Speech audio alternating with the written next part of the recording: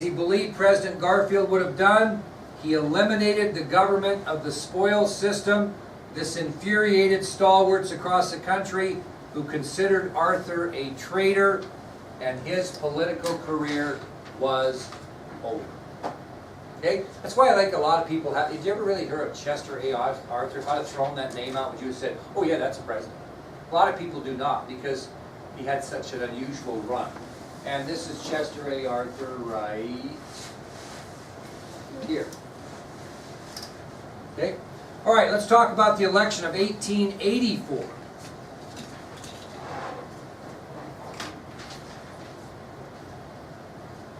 Now, interestingly enough, true or false, President Chester A. Arthur wanted to run for his own term. What do you think? True, he did. He really did want to. Okay? So prior to this election, President Arthur made it very clear that he wanted to run for his own term as President of the United States.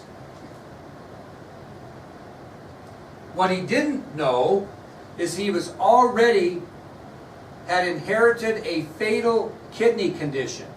He had contracted that and didn't know it. It was inside him, so to speak. So when he made the announcement that he would like to run for his own term as president, he was unaware that he had contracted a fatal kidney condition. And his life was going to be mortal, right? Well, despite that, the stalwart Republicans were so angry at him, obviously did not support his nomination, and so the Republican Party moved away from Arthur and nominated James G. Blaine for the presidency. Okay? James G. Blaine. He was the head of what group? Not the stalwarts, but the half-breeds. So we went opposite kind of. So the stalwarts, you think about that. They were so angry they wouldn't support a stalwart's nomination, and instead allowed a half-breed to be nominated. That's you ever see people get so angry about something they lose their sense of reality? They just go opposite just to make a point. Isn't that kind of what the stalwarts did? I mean, he's a stalwart. He irritated him by doing some things, but who knows what he's going to do during his own term, right? He felt the loyal thing to do was finish Garfield's term out. I'm guessing, nobody knows what he would have done, but I'm guessing he would have been leaning more towards the stalwart side of things if he would have been elected to his own term. Well, the stalwarts are so mad at him, they actually supported a half-breed, James G. Blaine, for the nomination. Okay? Now, this is a side note. In 1886, Arthur dies of this kidney disease. So, if he would have been elected to serve his own term, he wouldn't have been able to live out the 4 years of the presidency anyway. But we didn't know that at the time. So ironically, President Arthur eventually died of his kidney disease in 1886 at the age of 56, and he would not have lived to serve his term if he would have been nominated and elected. Well, back to the election. Not all the members of the Republican Party were really happy with James G. Blaine, especially those that were stalwarts. And many Republicans accused Blaine of using his political influence in securing big favors for big businesses. And what would he get in return for doing that? Money. So a little bit of a scandal accusation. So many Republicans accused James G. Blaine of using his political influence in securing favors for big businesses and making a good profit in his own way from giving those favors out. What happens when nobody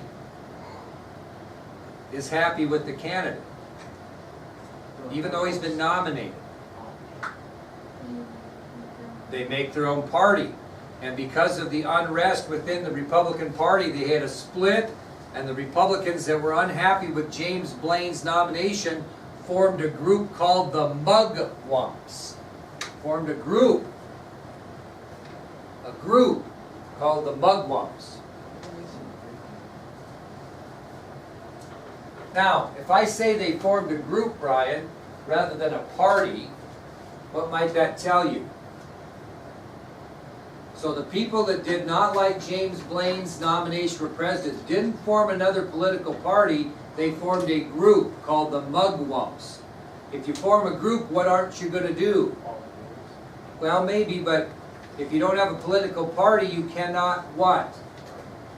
Nominate a candidate.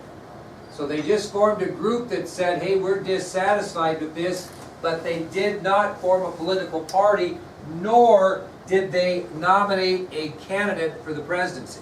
So who's your Republican candidate? And how much support does he have? Half, maybe. You see what I'm saying? The advantage, Democrats. Okay? Back to that party. The Democratic Party nominates former governor of New York, Grover Cleveland, as president. So the Democratic Party nominates former governor of New York, Grover Cleveland, for the presidency. Now, if you're the Mugwumps, what are you standing up doing? What are you threatening your own party with? Huh? What are you going to do when the election comes? What?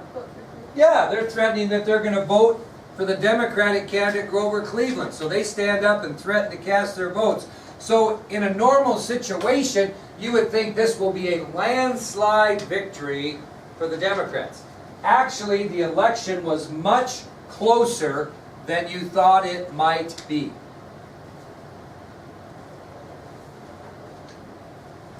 The Republicans actually had a chance until election eve. James G. Blaine had a legitimate chance. It was going to be a close election. The campaigning was close. Looked like it might be a horse race, which means it would be close election. But something happened on election eve that screwed over James G. Blaine. One of his supporters, a well-known supporter of Blaine, referred to the Democratic Party as rum, Romanism, and rebellion, which is on your ID sheet, I believe. One heavy-duty, important, significant, influential, whatever you want to call it, ally of James G. Blaine on election eve said publicly that the Democratic Party was rum, Romanism, and rebellion.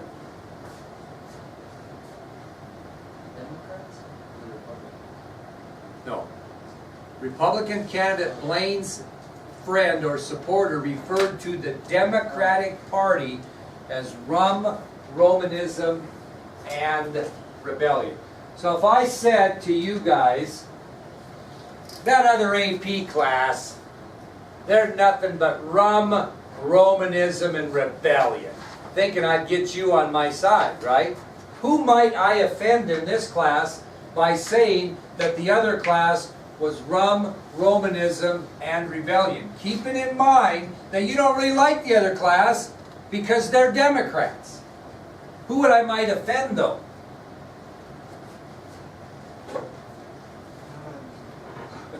You're the only one I know that I might offend. Although Denise might, I might offend Denise. I'm not sure everybody's religious affiliation. What's another term for Romanism? Catholics. Okay? So when he used that in a detrimental way by saying the Democrats were rum, alcohol, Romanism, kind of a cut to the Catholics, and rebellion, emphasizing that Catholics are drunks and rebel, you know, really that's not really meant, but that's how it came out. What did all those Republican Catholics do in the election? They voted for Cleveland. You're darn right. And that made the difference. Isn't that weird how something that little could make that much difference? So again, on election eve, a well-known supporter of Republican candidate Blaine referred to the Democratic Party as rum, Romanism, and rebellion. This statement angered many Republican Roman Catholics who then voted Democrat in the election. As a result, Grover Cleveland wins the election of 1884. He earns 219 electoral votes to Blaine's 182. Pretty close election, was it not? What made the difference? the Catholic vote. 219 to 182. And what's significant about Democrat Grover Cleveland's victory? Come on! He's the first one, like 5 times? Oh boy! He's the first Democratic president since James Buchanan. Republican, well he wasn't Republican, but he elected. I'm talking about elected. Was he elected? No. No. Republican. Democrat. Excuse me. Democrat. First one since James Buchanan in 1856. First Democratic victory in 5 presidential elections. First win in 28 years for the Democrats. First Democrat to win since James Buchanan in 1856. Okay, last thing we're going to talk about today are some important pieces of legislation that were passed during the presidency of Grover Cleveland. 3 in particular. 3 pieces of legislation or 3 laws that were passed during the presidency of Grover Cleveland. Anybody do a report on Grover Cleveland? What did you find out about him presidentially? Does this guy look anything like this guy? Look the same!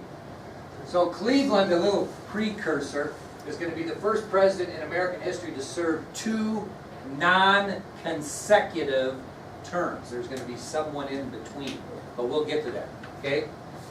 So this guy and this guy, they look alike? They should. Okay, here are the 3 laws that were passed during the first presidency of Grover Cleveland. First, very important, the Presidential Succession Act of 1886. Presidential Succession Act of 1886. What didn't we have in place? We had in place what happens if the president dies, who takes over. But we didn't have anything that said what happened if both the president and the vice president died in office. Has that ever happened? What? Has it ever happened? It's only been considered once, but well, I'll tell you that's right. It was during the Reagan assassination attempt because Bush was out of sorts, and they were going to wonder what they were going to do in D.C. if the decision needed to be made. So it wasn't succession, but it was thought process. We're talking about it. Now, this law stated that if both the president and the vice president died or became disabled in office, the cabinet members would succeed to the presidency in the order in which their offices were created. Now, that isn't necessarily the way it is today, is it? No. But that's the way it was now. So what was the first office that was created at the time? Secretary of State. That's right. Secretary of State. So if the vice president and president both would die or be disabled, at that time in history, the Secretary of State would ascend to the presidency, and after that would be the Secretary of Treasury, that time. Now, that isn't the way it is now. Who succeeds to the presidency after the vice president? Speaker of the House of Representatives. That has been changed, which we'll get to later. Okay? But that was an important law. Okay? The second one was also important. It was called the Electoral Count Act of 1887. What's that going to have to do with? That mess we had in 1876, right? When they made the deal for Rutherford B. Hayes. So this will be the Electoral Count Act of 1887. What was the big issue with that election? What screwed up the election of 1876? 4 states sent in 2 sets of returns, right? So what this did, the Electoral Count Act of 1887 provided the solution if a state sent in more than 1 set of returns. In the case of that, the set of returns that were approved by the governor of that state would be official. So if the state of Victorin sent in 2 sets of returns, Governor Rischel of Victorin would decide which of the 2 sets would be official. And that way you wouldn't have that problem anymore, and you wouldn't have to recount and all that mess. So the Electoral Count Act of 1887 simply provided that if a state sent in more than one set of returns, the set of returns approved by the governor of that state would be the official returns. And the third law he passed, probably less significant but important, was the Interstate Commerce Act. And the reason he set up the Interstate Commerce Act is because there were some real poor relations going on between railroads and small businesses and farmers. And don't they have to work together to make it work? Farmers have to sell to small businesses then transport things, etc. And what the law did is simply set up ways to improve relations between railroads, small businesses, and farmers. So the three laws, the Presidential Succession Act of 1886, the Electoral Count Act of 1887, and the Interstate Commerce Act, all were passed during the first presidency of Grover Cleveland. Okay, that'll take us tomorrow if you want to get a start on your subtopic, the election of 1888. So we're doing a lot of elections here, and we'll continue that tomorrow. Okay?